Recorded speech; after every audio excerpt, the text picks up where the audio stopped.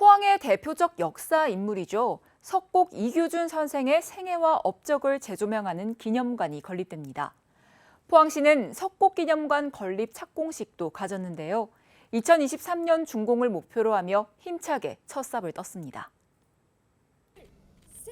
지난 5일 포항시는 석곡기념관 건립 사업 착공식을 가졌습니다. 석곡기념관은 2023년 3월 준공을 목표로 하며 지상 2층 규모로 총 사업비는 53억 5천만 원입니다. 기념관은 전시실과 상영관, 휴게 라운지 등으로 구성될 계획입니다. 포항시는 기념관 건립으로 포항 출신의 역사인물 석곡 이규준 선생의 생애와 업적을 널리 알리는 한편 지역민들에게 자긍심을 고취한다는 방침입니다. 또 전통문화 콘텐츠 발굴 및 관광 자원화를 통한 지역경제 활성화도 도모합니다. 시는 기념관이 포항의 특별한 문화 콘텐츠로 자리 잡아 새로운 관광문화 요소로 거듭날 수 있도록 사업 추진에 최선을 다할 예정입니다. 이어서 광주 전남 소식 전해드립니다. 한국형 발사체 누리호가 성공한 데 이어 최초의 달 탐사선 다누리도 며칠 전 성공적으로 발사되면서 우리나라 우주산업에 대한 기대도 커지고 있는데요. 세계 최대의 우주산업도시로 급부상한 미국 플로리다의 사례를 통해 우주 클러스터의 성공 조건을 짚어봅니다. 청정한 환경에 복지 제도까지 잘 갖춰진 플로리다는 20년 전만 해도 은퇴자들의 도시로 불렸습니다. 하지만 이제는 세계 최대의 첨단 우주산업도시로 타이틀을 바꿔달았습니다. 스페이스 X와 같은 초대형 기업을 비롯한 항공 우주 기업은 올해 기준 16,000여 개, 종사자 수만 무려 15만 명입니다. 비결은 무엇일까? 플로리다주의 우주산업 정책을 총괄하는 플로리다 우주청입니다. 우주청의 가장 큰 역할은 기업을 유치하는 일입니다. 기업의 성장 가능성을 심사해 선정한 기업에게는 공장 등의 건립비 50%를 지원하고 건물과 토지까지 제공합니다. 일반인 우주여행을 시도하고 있는 블루 오리진의 공장 건물도 우주청 소유입니다. 미국은 1961년부터 13년 동안 진행된 달 탐사 프로젝트 아폴로 계획이 끝난 뒤 우주 산업이 쇠퇴하고 실업자가 속출했습니다. 국가 주도 사업의 불확실성과 한계를 극복하기 위한 민간 기업의 우주 산업 참여 확대가 플로리다 우주청의 출범 이유이기도 합니다. Big bureaucracies, and they are very risk averse. The more we rely on the commercial sector, the more quickly we'll get to our destinations, the more it will, especially when you have competition. 플로리다주의 민간 기업 유치 전략은 성공했고 그 결과 우주 로켓 발사수는 지난 2019년 16회에서 올해는 60회가량으로 4배나 급증했습니다. 정부에서 민간으로 우주 산업의 중심을 옮기는 이른바 뉴스페이스 정책은 우리 정부의 방향과도 일치합니다. 민간이 어떤 우주 역량을 가지고 우리나라에서 우주 산업을 크게 일으키고 정부에서는 기술적인 수준이 높은 우주의 어떤 연구를 추진하는 것이 필요하다고 생각합니다. 기업의 우주 산업 참여 확대와 이를 위한 지방 정부의 역할, 뉴스페이스 시대를 맞고 있는 우리가 눈여겨야 할 플로리다주의 정책입니다.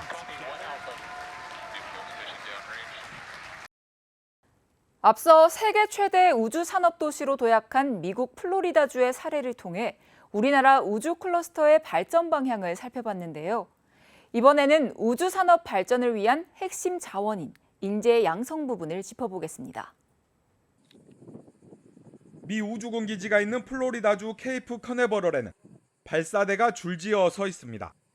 발사대 수는 30여 개, 현재 6개의 발사대가 운영되고 있습니다. 특히 최근 다누리가 실렸던 팔콘 9과 같이 스페이스 X사의 로켓 발사가 대부분을 차지합니다. 세계적으로 로켓과 위성 산업이 급격히 커지면서 관련 분야 인력 수요도 급증하고 있습니다. 플로리다주 센트럴 플로리다 대학, 최근 미 항공우주국 나사의 달 착륙 사업, 이른바 아르테미스 프로젝트에 참여하는 미국 내 7개 대학 중 한 곳으로 선정됐습니다. 지금까지 나사와 함께한 사업만 해도 670여 개, 연구 지원금만 해도 1억 9천만 달러에 달합니다. 또 실제 케네디 우주센터의 직원 30%가 이 대학 출신입니다. 이 대학의 가장 큰 강점은 60km밖에 떨어져 있지 않은 우주센터와의 접근성입니다. 그리고 이를 활용한 인턴십 프로그램이나 계약학과를 활발히 운영하고 있습니다. 특히 최근에는 우주 항공 분야의 핵심인 설계 파트뿐 아니라 제조 기술 분야 인재 양성에도 힘을 쏟고 있습니다. 그동안 설계 분야 인력 배출에만 중점을 두다 보니 현장에서 제작 기술자나 단순 조립 인력의 부족 사태가 빚어졌기 때문입니다. One thing that I think is maybe not looked into enough are other aspects of the aerospace fields, which are some of the hands-on requirements. 미국은 정부와 기업, 대학 간 연계 프로젝트가 활발합니다. 이번 달 탐사선 다누리에 탑재된 나사의 섀도우 캠도 대학에서 개발됐습니다. 나사의 지원 아래 달의 영구 음영대를 촬영할 수 있는 세계 최초의 카메라를 대학에서 만들어낸 겁니다. Yeah, well, NASA's providing management oversight, and of course, the most important aspect is funding. And they've also, led the way in terms of getting the cooperation going with CARI.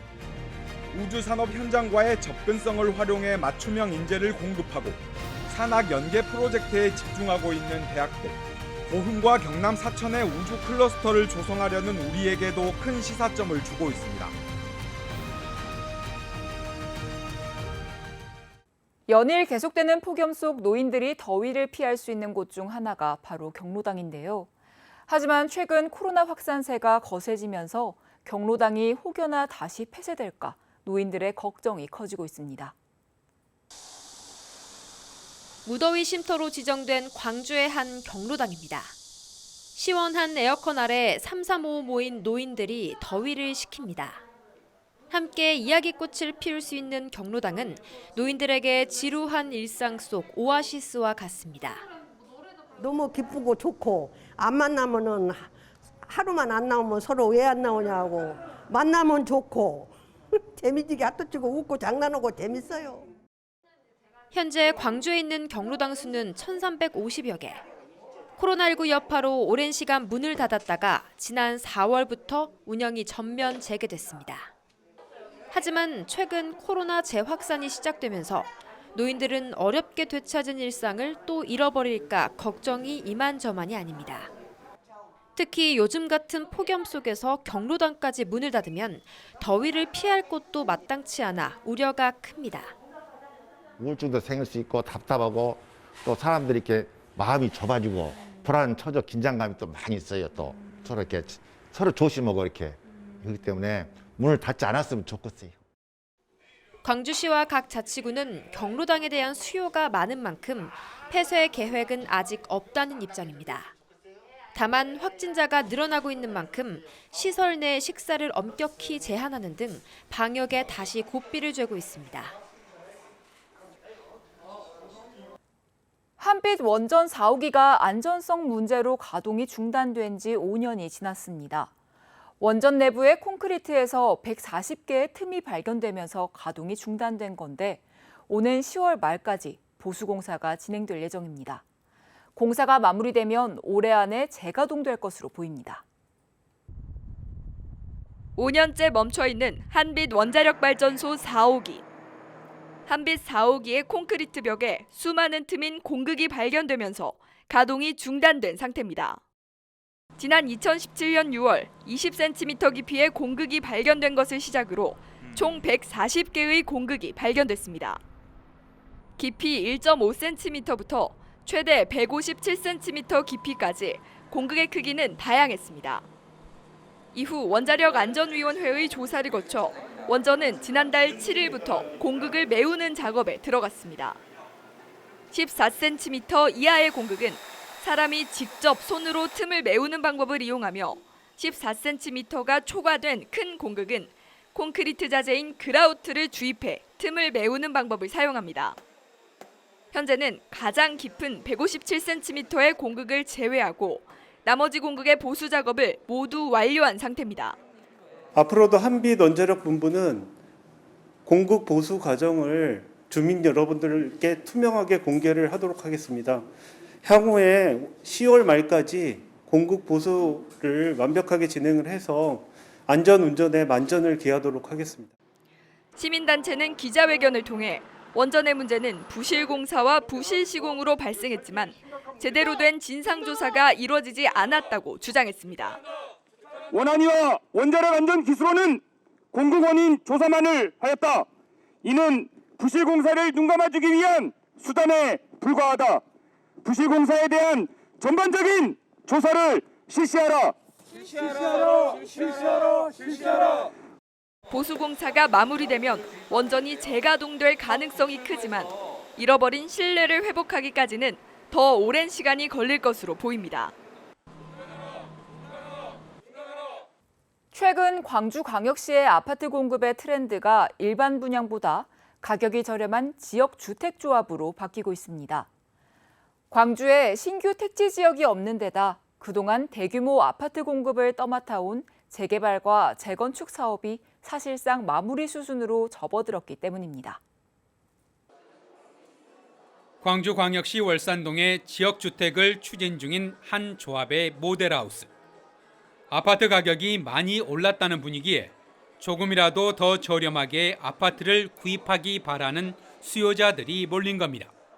일반 분양은 당첨 확률이 어려운데 지주택은 당첨 확률 일반 그것보다 더 높고 그리고 지주택의 분양가가 우선 저렴하잖아요. 그래서 더 관심을 갖게 더 보게 됐어요.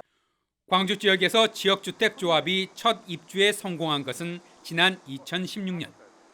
이후 꾸준히 성공을 거두면서 지난 2020년에는 5곳 2,800세대, 지난해에는 3곳 1,260세대가 입주에 성공했으며 올해도 5곳 1,980세대가 지역주택을 통해 아파트에 입주합니다.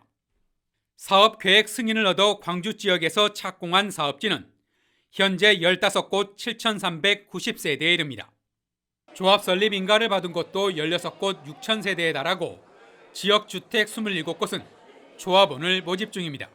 조합원 모집에 성공을 해서 일반 분양으로까지 가는 사례들이 한 해의 공급 물량 중에 한 30% 좀 유지해오고 있습니다.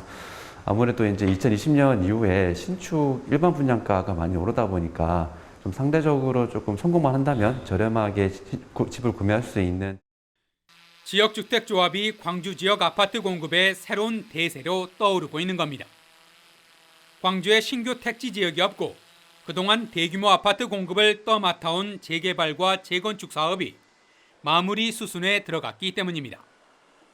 여전히 광주 지역 구도심에는 30년 이상 된 노후 단독주택과 아파트 등 건축물이 8만 6천여 호가 존재합니다. 하지만 도시 재생을 이끌어온 재개발 사업은 조합이 설립된 7곳과 추진이 3곳만 남았고 재건축 조합도 한 곳뿐입니다. 이에 반해 지역주택은 조합이 설립된 곳이 16곳, 조합원을 모집 중인 곳이 27곳에 달합니다. 수도권 집중호우로 자동차 침수 피해가 잇따르는 가운데 전기차는 침수되면 반드시 정비한 후에 충전해야 한다는 권고가 나왔습니다. 한국전기안전공사에 따르면 전기차는 에너지 저장 시스템, 전기 모터, 회로 등 많은 부분이 전기 시스템으로 구성되어 있기 때문에 한 번 침수되면 고장과 화재 위험에 노출될 가능성이 높다며 피해 예방 요령을 안내했는데요.